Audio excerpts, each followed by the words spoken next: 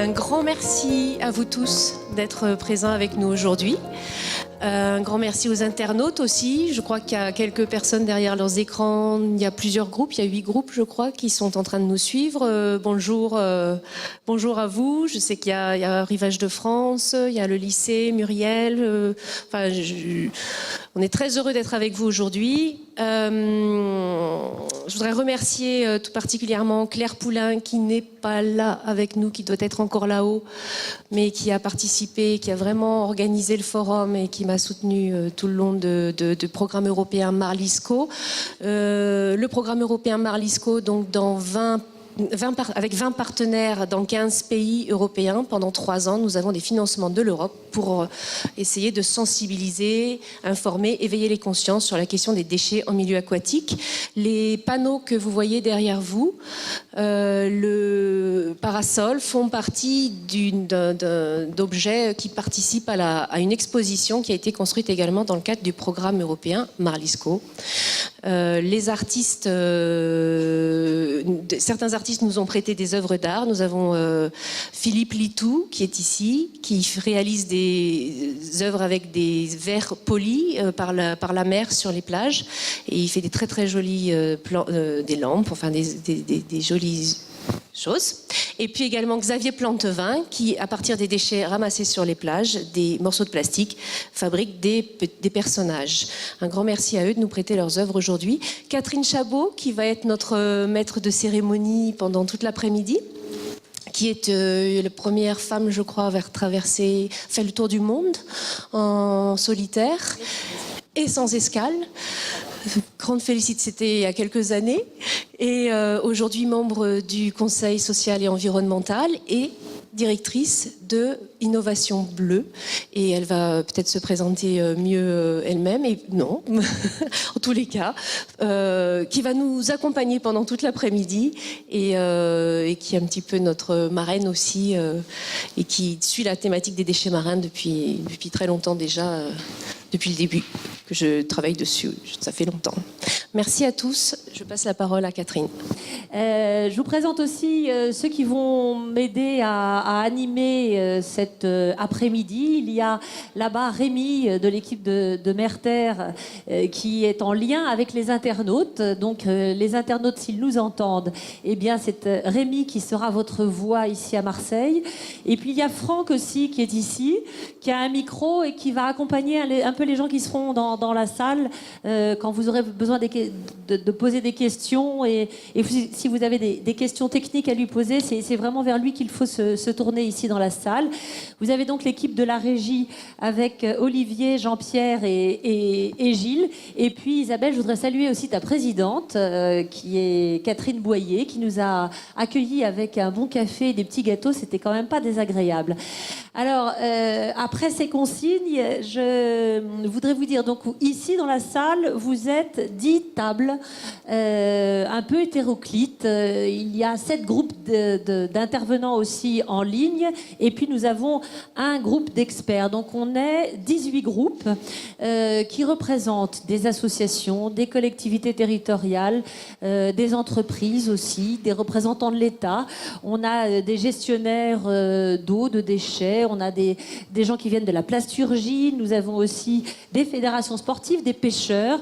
Donc une population hétéroclite qui s'intéresse vraiment à la question des déchets en général et en particulier des déchets en mer. Alors je vous demanderai, pour ceux qui sont dans la salle, quand vous interviendrez, parce que je ne vais pas vous présenter tous là tout de suite, vous vous lèverez, vous tiendrez bien votre micro près de la bouche pour qu'on vous entende bien, et vous vous présenterez voilà, quand vous interviendrez. Donc on va passer l'après-midi ensemble jusqu'à 17h30 précise, avec une pause, je vous l'ai dit.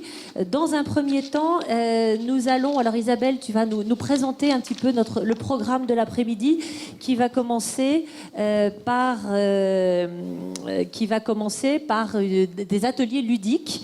Et puis après, Je t'écoute, Isabelle. Alors, notre programme. nous allons, dans un premier temps, essayer de mieux comprendre tous ensemble la question de cette pollution.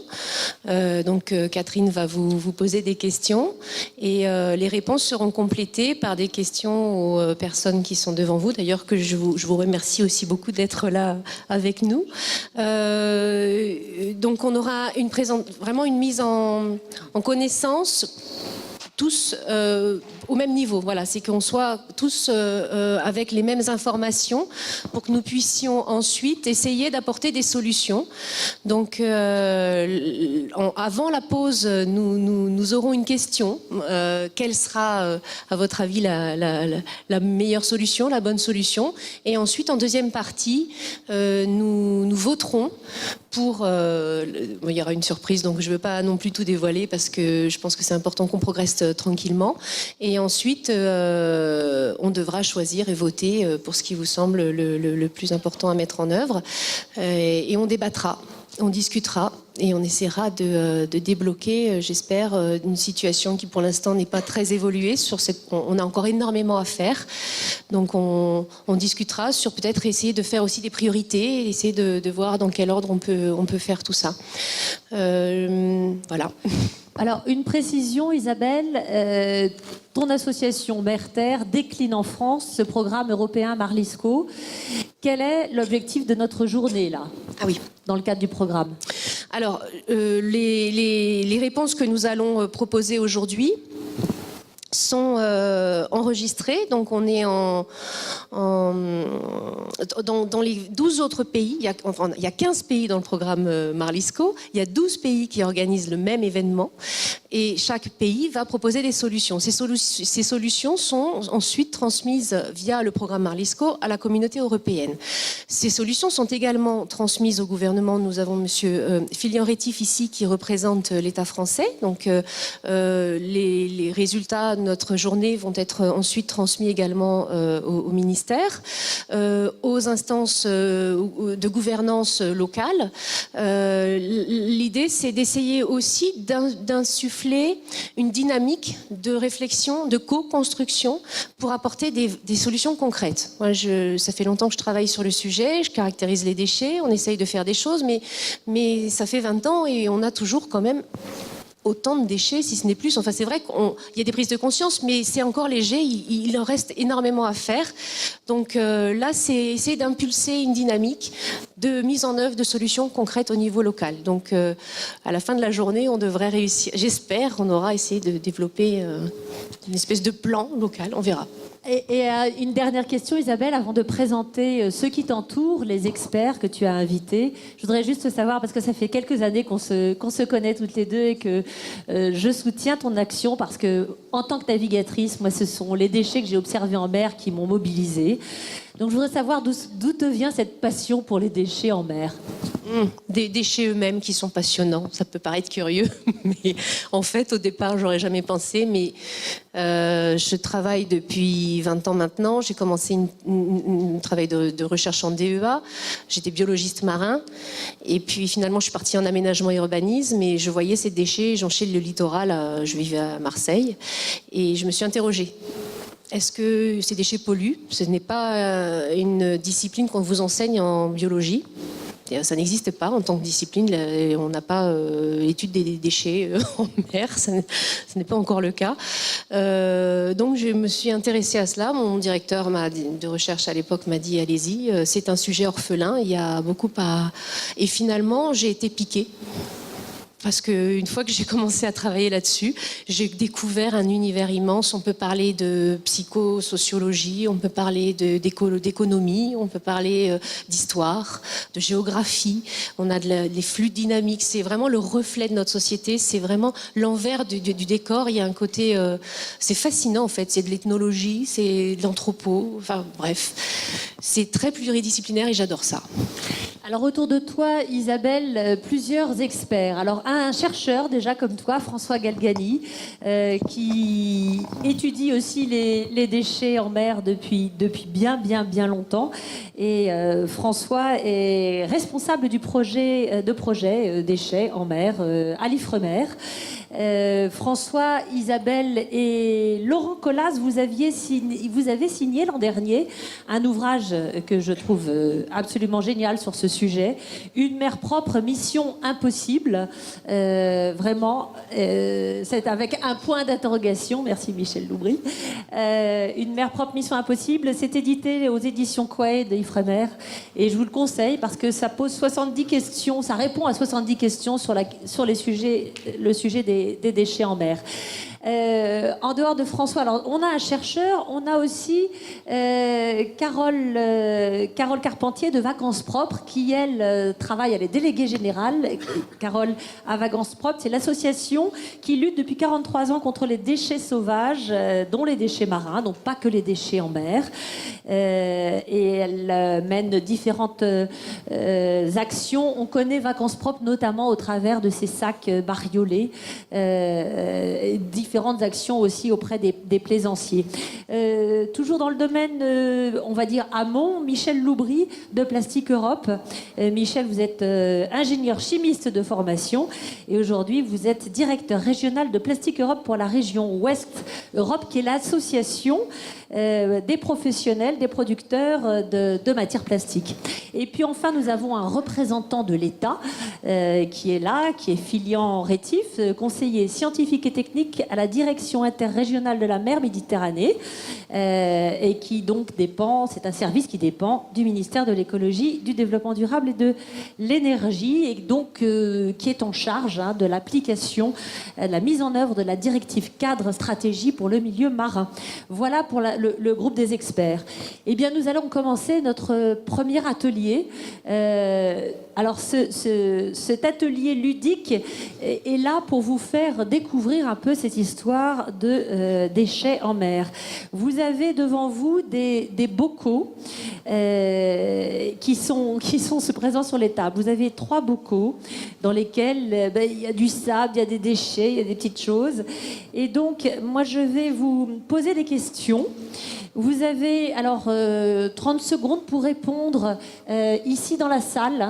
Pour l'instant, c'est des questions qui ne concernent pas les internautes qui vont nous suivre, mais on va leur transmettre un maximum d'informations pour qu'ils puissent suivre avec passion notre après-midi. Et derrière vos réponses, eh bien, j'interrogerai nos experts. Et Isabelle, tu seras ma première répondante. Alors, la première question. Top. D'après vous, quelles sont les origines des déchets en mer ? Par exemple, vous avez des bâtonnets, des mégots qui sont présents dans le bocal. Alors réfléchissez, levez le doigt et demandez à Franck qu'on vous passe un micro. Réfléchissez.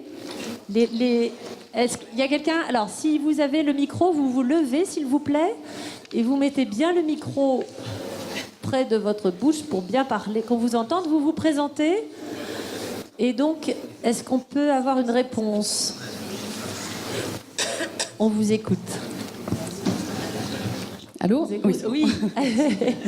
Oui, bonjour. Bonjour. Sophie Essignol, donc je travaille au Conseil régional Provence-Alpes-Côte d'Azur sur les programmes d'éducation à l'environnement. Pour répondre à la question, donc j'ai été un peu aidée de ma table parce que je connais pas les chiffres, mais du coup, 80% des déchets viendraient de la terre et des activités humaines. D'accord, une première réponse. Est-ce qu'on a une autre réponse dans la salle concernant les mégots, les bâtonnets, des réponses éventuellement plus précises ? Oui. Effectivement, on fera réagir Isabelle. Tu nous éclaireras sur le sujet. Bonjour, je suis Ghislaine Doré de l'association Nostamar. C'est une association qui a pour projet de réaliser un projet d'éducation à l'environnement au bord de l'étang de Berre.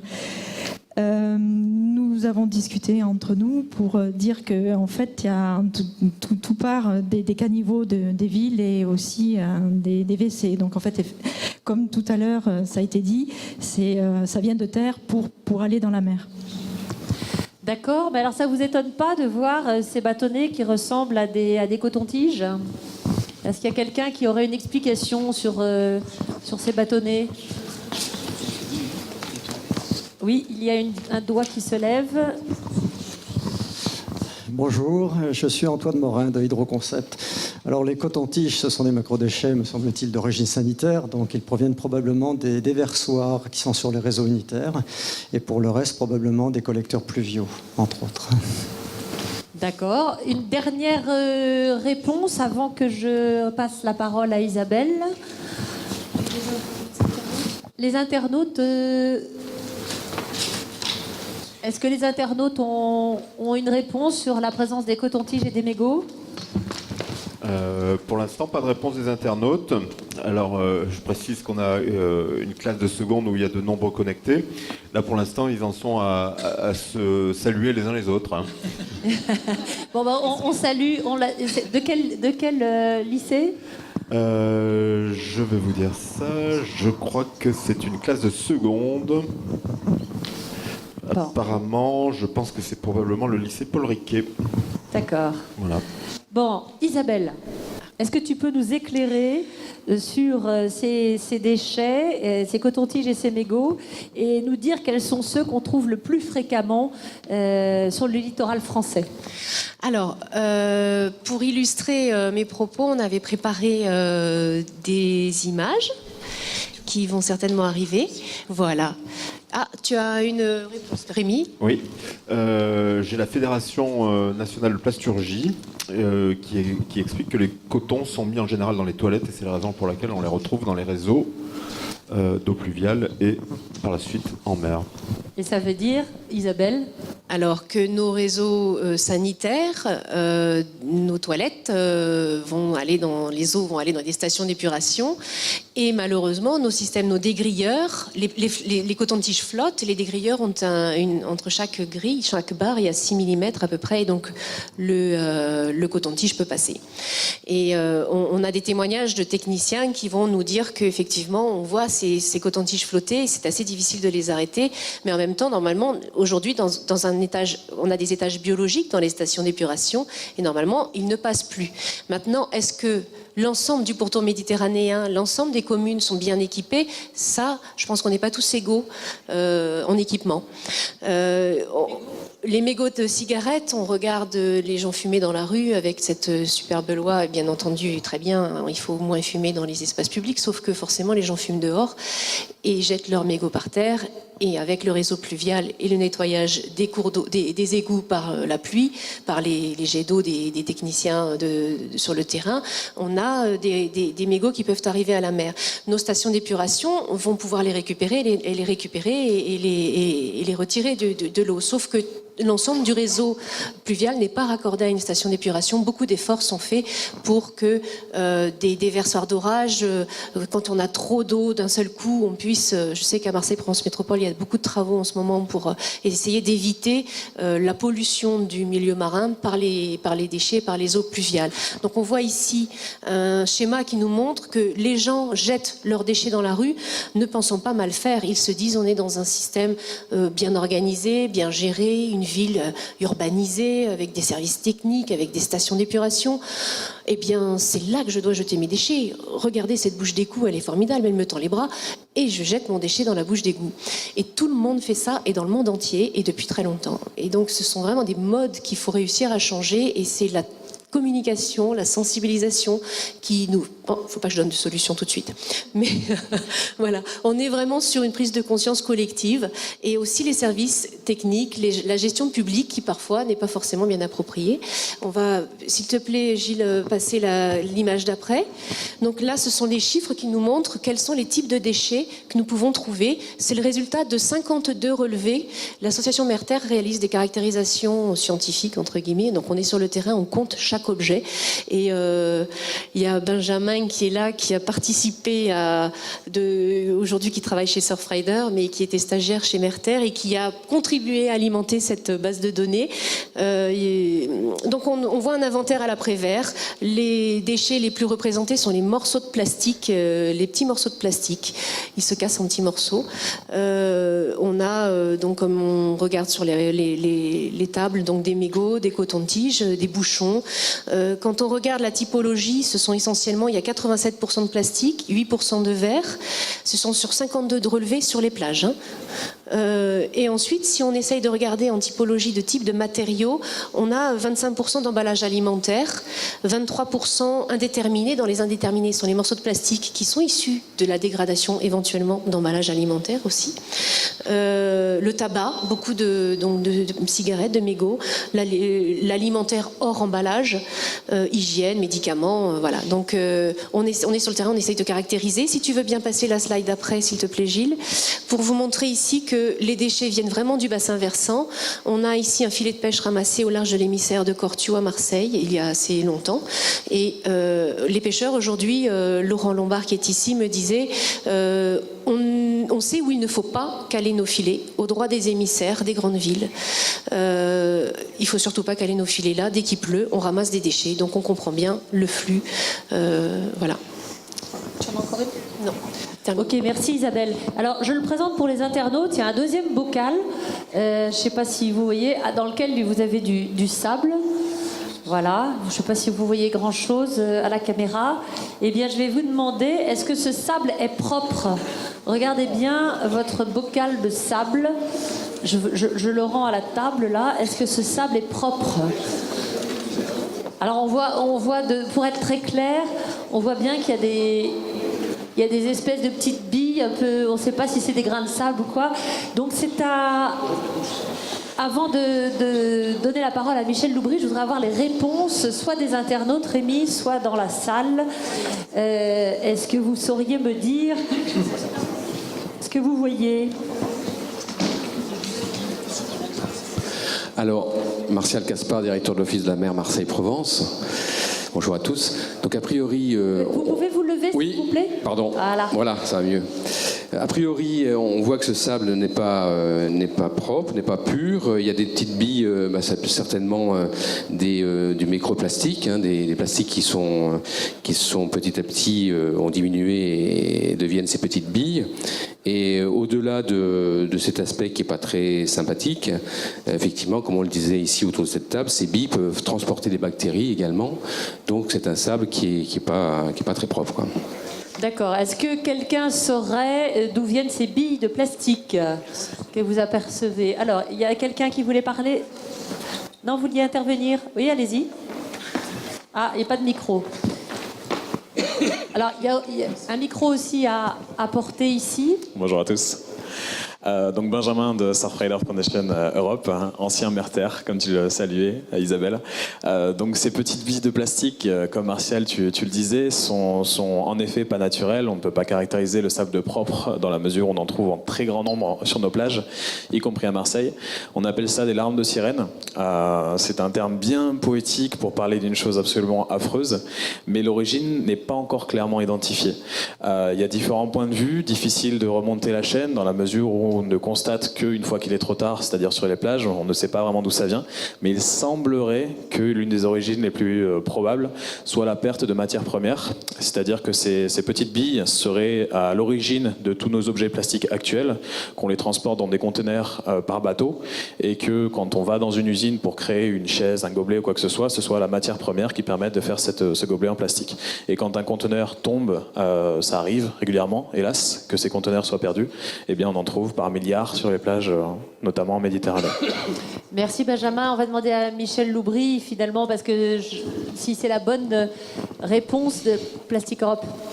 Oui, ça en fait partie tout à fait. J'ai regardé les bocaux tout à l'heure avant qu'on ne rentre dans la salle. Vous en avez de différentes sortes. Vous avez des origines qui peuvent être des billes de polystyrène expansé. Vous avez les caisses de pêcheurs qu'on connaît bien. Si vous allez au Vieux-Port, vous en verrez.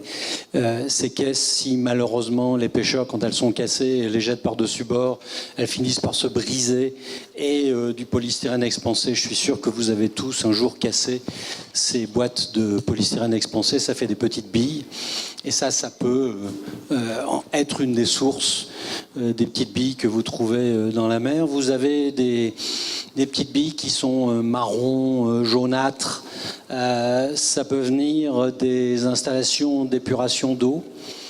Vous avez, même chez vous, pour certains d'entre vous, des filtres avec des résines échangeuses d'ions pour enlever le calcaire de l'eau, pour protéger vos équipements. Eh bien, à l'intérieur, si vous ouvrez un filtre comme ça, eh bien, vous trouverez des petites billes de plastique. Elles sont faites pour capter les ions calcium et relarguer le sodium que vous mettez à la place avec votre réservoir de sel à côté. Donc, c'est une des origines possibles parce que ces installations, de temps en temps, se cassent et les filtres éclatent et les petites billes partent dans l'eau usée ou dans l'eau propre, censée être propre. Donc c'est une source. Et vous avez raison, une des sources importantes, et nous y travaillons fortement, voilà cette diapo, je vous le montre, c'est en effet les pertes de granulés qui peuvent venir directement des usines de production. On est conscient que la prise de conscience au niveau des ouvriers dans les usines n'est pas encore suffisamment forte et que la tendance facile, c'est de nettoyer avec un jet d'eau et derrière, on a les problèmes de stations d'épuration, etc. Donc, on est en train de renforcer de façon forte, mais c'est vrai, monsieur l'a dit tout à l'heure, la perte de containers, un container de 24 tonnes, je ne vous dis pas le nombre de milliards de petits granulés qui sont dispersés lorsqu'un container tombe dans l'eau. Et François me disait qu'à peu près 10% de containers tombaient à l'eau chaque année dans les transports maritimes. Donc vous imaginez tout ce que ça peut faire. Alors, nous, Plastics Europe représente les industriels producteurs de matières plastiques et avec nos amis, nos clients, les transformateurs, qui sont représentés par la Fédération de la plasturgie, qui sont en ligne d'ailleurs, je salue Marc Madec. Nous avons lancé tout un travail de motivation de l'ensemble de la chaîne de valeur. Les usines de production de granulés, les matières plastiques sont vendues dans 70%, 80% des cas sous forme de granulés aux clients pour pouvoir les mélanger avec les pigments et faire vos objets plastiques par la suite. Et la dimension est calibrée pour les installations industrielles. C'est une dimension de granule qui fait à peu près 5 mm. Donc ils sont transparents, vous en voyez dans le bocal, c'est des petites billes quasiment transparentes. Et il se peut qu'on en perde au niveau de nos usines de production, mais surtout c'est au niveau des transports et de la logistique, parce que nous les vendons à nos clients sous forme de camions-citernes, sous forme de big bags, sous forme de sacs de 25 kg. Et si jamais au cours d'un transport, un sac de 25 kg se perce, est-ce que vous savez combien il y a de petits granulés dans un sac de 25 kg ? 3 350 000. Donc, il suffit d'un sac qui se perce sur un camion et le transporteur, lui, qu'est-ce qu'il fait ? Il arrive à son hangar, il voit des petits granulés, il prend un jet d'eau, il nettoie et ça part dans les eaux usées. Nous mettons en place, et il y avait le transparent sur le site que nous appelons Operation Clean Sweep, sur toute la filière, y compris les logistiques, etc. Nous travaillons déjà depuis 4 ans et nous sommes en cours de multiplication des opérations pour convaincre l'ensemble des acteurs. Sweep en anglais, ça veut dire balayer. Donc convaincre tout le monde que quand il y a des petits granulés qui traînent, il faut les balayer et les amener à la poubelle correcte et non pas les nettoyer avec un jet d'eau pour que ça parte dans les caniveaux. Donc on y travaille fortement. Merci Michel, on est déjà un peu sur les solutions, ce sera peut-être le deuxième temps de notre après-midi, mais c'est déjà bien de savoir ce que vous mettez en œuvre.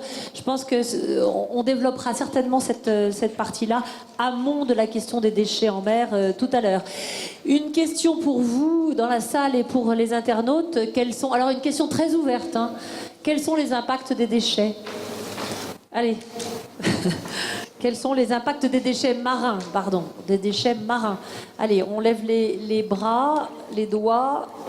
Rémi, si vous avez des internautes qui veulent réagir. Alors, j'ai madame qui est intervenue tout à l'heure. Redonnez votre nom pour qu'on... Voilà. Il ne faut pas que ce soit... Ghislaine Doré, de Nostamar. ça a un impact très important sur toute la biodiversité. Donc, ça peut être dans la mer et aussi sur la terre. Donc, c'est-à-dire la vie faune, toutes les espèces animales qui vivent voilà, dans les milieux naturels. Bonjour. Donc on considère qu'il y a 3 types d'impacts différents, écologiques, économiques et sur la santé. Pour ce qui concerne les impacts écologiques, on considère que l'ingestion est un des problèmes majeurs, notamment pour certaines espèces comme les tortues, parce qu'elles confondent les méduses avec les sacs, ou bien les oiseaux qui ont des poches dans lesquelles ils peuvent garder les déchets dans l'estomac. Ça représente quelques dizaines d'espèces. Contrairement à ce qu'on pense, les dauphins peuvent se prendre dans des filets dérivants abandonnés, par exemple, mais n'ingèrent que très peu de déchets. C'est moins de 1% des dauphins qui ont été analysés, les 13 000 dauphins qui ont été analysés sur les 30 dernières années en France. Ça représente des pourcentages très faibles. Et donc, ce ne sont pas des espèces, probablement parce qu'elles sont suffisamment intelligentes pour discerner les différents débris. Et voilà quoi. Alors, il y a le problème des microplastiques. Donc, ça a été abordé. Le transfert dans la chaîne alimentaire, c'est vrai pour les polluants associés. Ça n'est pas pour les microplastiques eux-mêmes. Pour les polluants associés, c'est en fait une voie de contamination mineure parce que ce qui est sur les microplastiques, c'est ce qui est dans l'eau. Et donc, le problème, c'est surtout la contamination de l'eau avant celle des microplastiques. Reste que le nombre des microplastiques est un problème important. Il y en a actuellement à peu près 5 000 milliards qui flottent à la surface de l'océan mondial, 250 en Méditerranée, et chaque microplastique ou même macroplastique est un vecteur possible de transfert des différentes espèces. Pathogènes pour les poissons, algues toxiques ou des choses comme ça. C'est un problème qui est assez mal connu actuellement, puisque la communauté scientifique commence simplement à aborder le problème, mais c'est une question qui est excessivement importante par rapport justement à la contamination par les polluants. Les impacts socio-économiques, ça concerne principalement le tourisme. Donc là, vous avez des exemples de transfert d'espèces, de fixation d'espèces d'algues sur des microplastiques. L'impact économique, ça concerne la pêche. Donc vous imaginez par exemple le temps et le coût que représente le tri des déchets pour récupérer quelques poissons. Ça, c'est une situation qui est pas très loin d'ici. C'est en Méditerranée française. Ça représente simplement 10 minutes de chalutage. Et puis également donc, le tourisme, évidemment, avec le coût de nettoyage, tout ce que ça peut représenter. Dernier impact connu, c'est l'impact sur la santé humaine, donc les accidents, les incidents qu'il peut y avoir sur les plages. Je rappelle quand même qu'il y a eu des cas, notamment en Irlande, il y a 2 ans, tant que je sache. Je n'ai pas pu le vérifier, mais il y a eu 2 enfants qui ont été pris dans des filets abandonnés. Et donc, il y a même, si vous voulez, des conséquences qui peuvent... voilà. Alors, je reviens peut-être sur la question des microplastiques et le débat qui a eu lieu tout à l'heure sur les granulés industriels, parce que je pense que c'est important. En fait, l'analyse des contenus stomacaux d'oiseaux de la mer du Nord montre que les granulés industriels, en fait, ils ne représentent que 10% des microplastiques et que 90% quand même viennent de la dégradation des emballages, principalement. Ça veut dire que c'est surtout la grande consommation et les gens qui sont responsables des apports, puisque ce sont principalement issus des sacs et des bouteilles et non pas des plastiques qui seraient utilisés dans la fabrication d'avions, de voitures. Donc c'est important parce que pour les solutions à mettre en œuvre, si vous voulez, ça veut dire qu'il faut s'orienter sur une gestion particulière de ce problème-là. C'est vraiment le comportement des gens qui est inconsciemment, on en a parlé tout à l'heure avec les cotons-tiges, qui est responsable d'apports comme ça directement à la mer. Voilà. Merci François, tu compléteras certainement tout ça par d'autres interventions tout à l'heure.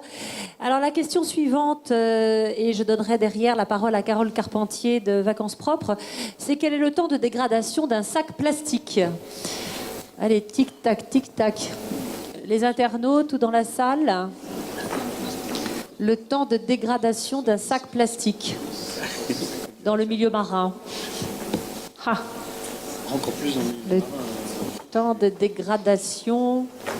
Alors je peux vous dire qu'ici, moi à Marseille, un jour en entraînement de régate, eh bien j'étais sur un semi-rigide et sans bouger autour de mon bateau, en une demi-heure, j'ai dû ramasser 50 sacs plastiques. C'était le lendemain d'un jour de pluie. Ça avait effectivement lessivé la ville. Mais je peux vous dire que dans la rade de Marseille, il y a déjà 15-20 ans de ça, mais j'en ai vu beaucoup. Alors une réponse? Temps de dégradation, allez, avancez-vous, lâchez-vous. Tentez une réponse? Non? Non? C'était un bras qui se levait ou pas, ça? Moi, je dirais, pour lancer le débat, allez, on va dire 70 ans. Même si je ne sais pas, c'est pas grave, je dis hop là. Voilà, hop là, il s'est lâché, Philippe Litou. Bah oui, parce que ça met du temps, le plastique, c'est vrai. Qui dit mieux? Bonjour. Alors, qui dit mieux? Henri Eskenazi, photographe spécialisé dans le monde sous-marin. Pour élever un peu plus le débat, je dirais que ça dépend. Ça dépend de la dégradation totale ou alors du visuel, de ce qu'on ne voit plus. Mais ça ne veut pas dire qu'il n'existe plus. on n'a pas d'idée très précise parce que d'abord, on n'a pas beaucoup de recul. Les matières plastiques sont des matières très jeunes. On ne peut pas dire réellement suffisamment ce recul. Par contre, ce que je peux vous dire, c'est pourquoi ces emballages plastiques sont-ils si résistants ? Parce qu'ils ont une fonction. Leur fonction première, c'est d'emballer un produit, de protéger les aliments notamment, de les conserver, de faciliter leur transport, la logistique, etc. Et donc pour assumer ces fonctions, il faut que l'emballage, et plastique notamment, soit suffisamment résistant. Donc ça, malheureusement, on ne peut pas être à la fois résistant et à la fois se dégrader facilement. Il faut savoir qu'il y a une réglementation européenne et française sur le contact alimentaire qui est très exigeante et dont l'un des aspects majeurs à respecter est l'innocuité de l'emballage par rapport au produit. Donc ça, c'est un facteur important que les industriels doivent prendre en compte, en plus de la résistance. Voilà, tous ces facteurs-là vous indiquent un petit peu, vous devrez vous éclairer pour mieux comprendre cette solidité de l'emballage. Après, il faut aussi, on l'a évoqué vaguement tout à l'heure, que chaque acteur de la chaîne joue son rôle. Que les industriels fabriquent des emballages qui soient le moins impactants possible. Là-dessus, ils ont plusieurs moyens d'action. Ils agissent à la fois sur la réduction à la source, c'est-à-dire l'allègement des emballages. Ils agissent sur la recherche en termes de matériaux, l'évolution des matières plastiques. On a parlé de bioplastique, etc., de matériaux biosourcés. Voilà, donc il y a beaucoup de progrès qui sont faits. Je pense que c'est vraiment une préoccupation des industriels de minimiser l'impact de leurs emballages. Ensuite, il y a les collectivités locales qui ont leur rôle à jouer dans la collecte des déchets et l'entretien des espaces publics. Et en dernier lieu, il y a notre rôle à nous tous. Nous tous, notre rôle, c'est vraiment de jeter nos déchets au bon endroit. Et on va en reparler tout à l'heure parce que c'est un point clé du problème. Voilà. Carole, un mot sur vacances propres ? On parlera tout à l'heure, je pense. Tout à l'heure, ok. De toute façon, on est déjà sur les solutions. Hein. Déjà, on voit que oui, mais je n'en dis pas plus. On ouvre le débat et on se garde ça pour tout à l'heure. Alors, la dernière question et qui donnera l'éclairage de Filian Rétif sur le sujet, mais d'abord une question que je vous pose. Non, pardon, c'est pas une question que je leur pose, c'est une question que je vous pose, Filian Rétif, oui. Pardonnez-moi. Donc, est-ce que vous pensez, là, on a dans la salle, et j'imagine aussi en ligne, des gens qui connaissent un peu le sujet, et on voit bien la connaissance, finalement, ou les idées reçues qu'on peut avoir, etc., c'est malgré tout limité. D'après vous, est-ce que les politiques sont au courant ont ces informations, finalement, ceux qui sont en capacité de prendre des décisions et de changer les choses? Alors je pense qu'on peut aujourd'hui affirmer que les politiques publiques mises en place et actuellement en cours de mise en œuvre ont intégré cette problématique des déchets marins et que cet enjeu devient grandissant dans l'action gouvernementale. En effet, les politiques publiques se sont structurées à 3 niveaux d'échelle pour répondre à cet enjeu des déchets marins. Donc le niveau communautaire, le niveau des conventions des mers régionales, avec l'exemple de la Convention de Barcelone pour la Méditerranée, et enfin le niveau national. Pour commencer par le niveau national, la France a tout d'abord réaffirmé son engagement en faveur de la lutte contre les déchets marins lors de la conférence environnementale de 2013. Un engagement spécifique a d'ailleurs été pris dans la feuille de route du gouvernement, je le cite, « Réduire les macro-déchets marins en améliorant la connaissance et en élaborant des plans d'action dans le cadre des conventions des mers régionales et dans le cadre des engagements européens, notamment celui de la directive cadre stratégie pour le milieu marin ». Depuis cette conférence environnementale, donc, il y a 2 plans d'action sur les déchets marins qui ont été adoptés dans le cadre des conventions des mers régionales. Donc un plan d'action en décembre 2013 pour la Convention de Barcelone et un plan d'action en juin 2014 dans le cadre de la Convention pour la protection de l'Atlantique du Nord-Est, la Convention OSPAR. Donc ces plans d'action s'adressent autant aux sources de déchets en mer qu'à terre et prévoient des actions de prévention, de gestion, de sensibilisation et de communication. En parallèle, au niveau national, la politique de l'eau, mais également la politique de prévention et de gestion des déchets ont été identifiés comme des leviers majeurs pour permettre la réduction des déchets marins. Les gouvernances et les outils de planification existants dans ces domaines sont donc mobilisés afin de créer des synergies. Et concrètement, la France a pris l'opportunité de révision de ces différents plans pour y intégrer pour la première fois le sujet des déchets marins. Donc sur le volet de la prévention des déchets marins, donc il a été intégré dans le programme national de prévention des déchets 2014-2020 qui est en application de la directive cadre sur les déchets. Deuxièmement, sur les DAGE, les schémas directeurs d'aménagement et de gestion des eaux, qui sont en cours de révision. Là encore, la thématique des déchets marins a été intégrée pour lutter contre ce fléau. Et troisièmement, côté marin, donc la France met en œuvre, comme je l'ai dit, la directive cadre stratégie pour le milieu marin. Et cette directive traite spécifiquement des déchets marins. Donc l'objectif de la directive, c'est d'atteindre ou de maintenir le bon état écologique des eaux marines d'ici à 2020. Et la réduction des déchets marins est très clairement définie comme un des critères d'atteinte du bon état écologique. Donc la France met donc actuellement en place un plan d'action pour le milieu marin par façade maritime en application de cette directive européenne. Et vous verrez, des actions concrètes sont proposées pour réduire les déchets marins. Vous voyez donc que l'État français, en lien avec ses partenaires européens, a mis en place un cadre d'action pour lutter contre les déchets marins. Donc l'enjeu des mois et des années à venir, c'est maintenant la mise en œuvre concrète et opérationnelle de toutes ces actions. Sachez en tout cas que la ministre de l'écologie est très mobilisée sur le sujet. Elle interviendra d'ailleurs en clôture de la conférence de Monaco des 10 et 11 mars prochains sur les déchets plastiques en Méditerranée. Et l'actualité est également riche puisque le projet de loi relatif à la transition énergétique pour la croissance verte est examiné en ce moment par le Sénat en séance publique et il sera présenté en vote solennel le 3 mars. Donc vous le savez, il est prévu d'interdire les sacs plastiques de caisse à usage unique à compter du 1er janvier 2016 et d'interdire les autres sacs plastiques à usage unique, sauf pour ceux qui sont compostables en compostage domestique et constitués de matières biosourcées. Donc globalement, je dirais oui, les politiques s'emparent de ce sujet, de la question des déchets et spécifiquement des déchets marins. Merci Filian Rétif. Je pense que tout à l'heure, on aura l'occasion éventuellement de vous reposer des questions. Je vous propose maintenant, avant de passer à l'étape des solutions, et on va vous faire un peu cogiter sur les solutions, de voir une vidéo, la vérité sur les déchets marins. Ça dure 3 minutes 50 secondes.